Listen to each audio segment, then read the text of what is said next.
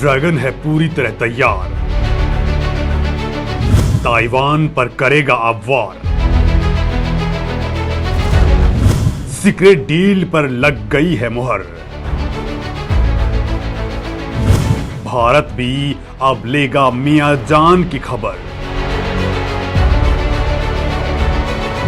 Ukraine Taiwan के बाद PoK की बारी, भारत कर रहा है तगड़ी तैयारी।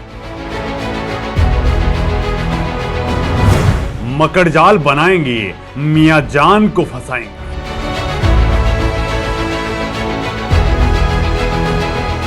दोस्तों, सड़क पर दौड़ते भागते लोग, आसमान से गिरती मिसाइलें और तोपों की गर्जना, ये तस्वीरें यूक्रेन की हैं, जहां रूस ने कहर बरपा रखा है। लोगों में दहशत है, पुतिन के रूप में उन्हें अपनी मौत साक्षात दिख रही है। लोग बदहवास हैं, मौत का ऐसा तांडव जिन्होंने पहले कभी नहीं देखा था। लेकिन जरा ठहरिए, तबाही का ये मंजर आप देख रहे हैं, उसकी असली कहानी तो अभी बाकी है, जिसका भारतीय भी बेसब्री से इंतजार कर रहे हैं। अगर ये हमारी जानकारी सही है और ये सीक्रेट डील फाइनल हो गई है, तो कुछ ऐसा ही होने वाला है जिसकी आपने कभी कल्पना भी नहीं की होगी, सपने में भी नहीं सोचा होगा, जिसे सुनकर आपकी बाँछें खिल जाएंगी और आप खुशी से झूम उठेंगे। दोस्तों, भारत का तिरंगा लहराएगा और पीएम मोदी के जयकारे लगने वाले हैं। आखिर ऐसा क्या होने वाला है जिससे पाकिस्तान का नक्शा ही बदल जाएगा? क्या है भारत का वो सीक्रेट प्लान और किसके साथ हुई है भारत की ये सीक्रेट डील? दोस्तों, मैं इस वीडियो में आपको ये बहुत ही तगड़ी जानकारी बताने वाला हूं। दोस्तों, परत दर परत आपको समझाऊंगा कि किस तरह अब मियाजान की फटने वाली है। लेकिन उससे पहले आपको मेरे साथ चलना होगा, लिहाजा दोस्तों ये वीडियो आपको पूरा देखना होगा। लिहाजा बने रहिए मेरे साथ इस खास सीक्रेट डील को जानने के लिए, जो भारत, चीन और रूस के बीच हो चुकी है। तो चलिए शुरू करते हैं। दोस्तों, इस सीक्रेट डील की पहली फिल्म आपके सामने है।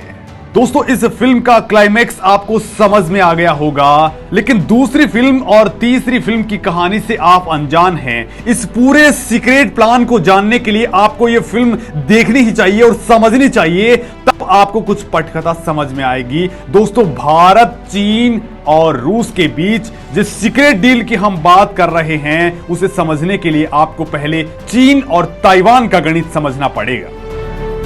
यूक्रेन के बाद ताइवान की बारी, चीन कर रहा है पूरी तैयारी।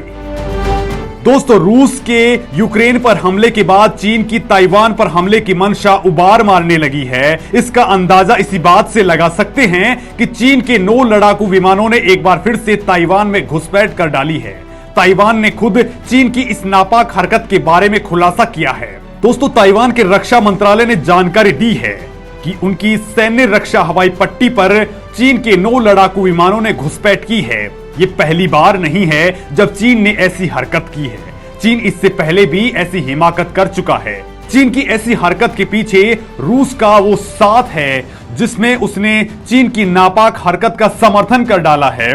दरअसल अभी हाल ही के दिनों में रूसी राष्ट्रपति व्लादिमीर पुतिन चीन पहुंचे थे। इस दौरान पुतिन ने चीनी राष्ट्रपति शी जिनपिंग के साथ 5300 से ज्यादा शब्दों का एक ज्वाइंट स्टेटमेंट जारी किया, तो पूरी दुनिया हैरान रह गई। इस ज्वाइंट स्टेटमेंट में रूस ने ताइवान के मामले में चीन का समर्थन कर दिया है। दरअसल एक कहावत है कि दुश्मन का दुश्मन दोस्त होता है। चीन की लड़ाई अमेरिका से है और अब रूस की भी लड़ाई अमेरिका से ही है। ऐसे में चीन और रूस का एक साथ आना स्वाभाविक है। बीते दिनों ज्वाइंट स्टेटमेंट में दोनों देशों ने 2 मुख्य बातों पर जोर दिया है। दोस्तों, यूक्रेन के मामले में चीन रूस को मदद करके यूरोप में अमेरिका की स्थिति को कमजोर कर डालेगा। दूसरी ओर साउथ चाइना सी से अमेरिका को बाहर करने के लिए रूस चीन का साथ देगा। इन 2 बातों के जरिए रूस और चीन ने दुनिया को साफ मैसेज दे दिया है कि वो अपने पड़ोस में दखल बर्दाश्त नहीं करेंगे। इधर ताइवान की सरकार ने खतरे को भांपते हुए हाई अलर्ट जारी कर दिया है और अपनी तीनों सेनाओं को तैयार रहने के निर्देश दे दिए हैं। ताइवान की राष्ट्रपति साई वेंग ने कहा है कि हमने अपनी ताकत बढ़ाने पर काम जारी रखा है। जिससे चीन से लगे जल डमरू मध्य पर हम अपनी सेना को पूरी तरह तैयार कर सकें। दोस्तों, चीन और ताइवान की आपसी लड़ाई की कहानी 1949 से शुरू होती है। इसके पहले दोनों ही देश एक ही थे। दरअसल 1949 में कम्युनिस्ट पार्टी नेता माओ से तुंग के नेतृत्व में चियांग काई शेक के नेतृत्व वाले राष्ट्रवादी कामिंगतांग पार्टी की सरकार के खिलाफ गृह युद्ध छेड़ दिया। इसमें माओ से तुंग और उनके समर्थकों की जीत हुई। इसके बाद चियांग काई शेक अपने समर्थकों के साथ समुद्र पार करके ताइवान टापू पे पहुंच गया। कम्युनिस्टों के पास सेना लेकर समुद्र पार करने के लिए साधन नहीं थे, लिहाजा वो ताइवान नहीं गए। इसके बाद चीन में माओ से तुंग ने अपनी सरकार बना ली। वहीं ताइवान में चियांग काई शेक के नेतृत्व वाली राष्ट्रवादी कामिंगतांग पार्टी की सरकार बनी। असली लड़ाई इसके बाद शुरू हुई, जब माओ ने कहा कि पूरे चीन में जीत उनकी हुई है तो ताइवान पर उनका ही अधिकार है। वहीं कामिंगतांग का कहना था कि बेशक चीन के कुछ हिस्सों में उनकी जीत हुई है, लेकिन वो चीन का नेतृत्व करते हैं। इसी वजह से ताइवान ने अपना ऑफिशियल नाम रिपब्लिक ऑफ चाइना रखा है, जबकि अभी के चीन का नाम पीपुल्स रिपब्लिक ऑफ चाइना है। 1950 के बाद से ही चीन ताइवान को अपने देश में मिलाना चाहता है। हाल ही में चीन के राष्ट्रपति शी जिनपिंग ने इसको लेकर अपनी मंशा भी जाहिर कर दी है। दोस्तों, आखिर चीन ताइवान जैसे छोटे टापू पर कब्जा क्यों करना चाहता है, वो भी मैं आपको बिंदुवार बता देता हूं। दरअसल दोस्तों, ताइवान इंटरनेशनल लेवल पर सेमीकंडक्टर कारोबार का प्रमुख केंद्र है। ऐसे में अगर चीन उस पर कब्जा कर लेता है तो उसकी अर्थव्यवस्था और मजबूत हो जाएगी। चीन का दावा है कि ताइवान हमेशा से ही उसका हिस्सा रहा है। ऐसे में चीन ताइवान पर कब्जा करके अपना पुराना वैभव लौटाना चाहता है। साउथ चाइना सी में किसी भी देश को अपनी स्थिति मजबूत करने के लिए ताइवान को अपने कंट्रोल में रखना बेहद जरूरी है। ताइवान में अमेरिकी सैनिकों का अड्डा है। दोस्तों, चीन एशिया से अमेरिकी सेना को बाहर करने के लिए ताइवान पर कब्जा करना चाहता है। चीन भले ही ताइवान को डरा रहा हो, लेकिन ड्रैगन इस बात को अच्छी तरह से जानता है कि उसके लिए ताइवान पर कब्जा करना इतना आसान भी नहीं है, क्योंकि 1979 में अमेरिकी कांग्रेस ने एक प्रस्ताव पास करके ताइवान को आर्थिक और सैन्य स्तर पर मदद करने की घोषणा की थी। तब से आज तक अमेरिका ताइवान को मदद करता रहा है। ऐसे में अमेरिका आसानी से ताइवान को अपने हाथ से जाने नहीं देगा। अमेरिका की अर्थव्यवस्था के लिहाज से भी ताइवान उसके लिए बेहद खास है। लिहाजा इंडो पैसिफिक क्षेत्र के देश आने वाले समय में दुनिया की कुल जीडीपी में 50% से ज्यादा की हिस्सेदारी देने वाले हैं। ऐसे में यहां अमेरिका अपनी स्थिति कमजोर नहीं होने देना चाहेगा। यही नहीं, साउथ चाइना सी से होकर 3 लाख करोड़ का सामान हर साल एक्सपोर्ट इंपोर्ट होता है। ऐसे में यहां चीन को टक्कर देने के लिए अमेरिका हर हाल में ताइवान को बचाएगा। ताइवान पर चीन कब्जा ना कर ले, लिहाजा अमेरिका हमेशा उसकी सैन्य मजबूती करता रहेगा, उसे जरूरी रक्षा उपकरण मुहैया कराता रहेगा। 20 जनवरी 2017 को दोनों देशों के बीच हथियारों को लेकर डील हुई थी, जिसके बाद से अमेरिका ताइवान को हथियारों की लगातार सप्लाई कर रहा है। अमेरिका ने ताइवान को अब तक कई हथियार मुहैया कराए हैं। इनमें अमेरिका की वो मिसाइलें भी शामिल हैं जिसे समुद्र की सतह से पानी और आसमान दोनों में छोड़ा जा सकता है। ताइवान पर कब्जा करने के लिए चीन को सिर्फ अमेरिका ही नहीं, जापान से भी दो हाथ करने पड़ सकते हैं। ऐसे में चीन को अपने मंसूबों को अंजाम देने में मुश्किलों का सामना करना पड़ सकता है। दोस्तों, कुछ जानकारों का कहना है कि चीन दूसरे तरीकों से भी ताइवान पर आसानी से कब्जा कर सकता है। इसके लिए उसे युद्ध नीति नहीं बल्कि कूटनीति की चाल चलनी होगी। जानकारों का कहना है कि दोनों देशों के नागरिकों की संस्कृति, भाषा और इतिहास एक है। ऐसे में राजनीतिक दूरियां खत्म करने पर दोनों देश करीब आ सकते हैं। दोनों देशों के बीच व्यापार भी बढ़ेंगे। इससे चीन की राह आसान हो जाएगी। इसके साथ ही चीन को ताइवान को यह भरोसा दिलाना होगा कि जैसे हमने युद्ध के दौरान यूक्रेन को अकेले छोड़ दिया, वैसा ही वो ताइवान के साथ कर सकता है। लिहाजा उसे अमेरिका का साथ छोड़कर चीन के साथ आ जाना चाहिए।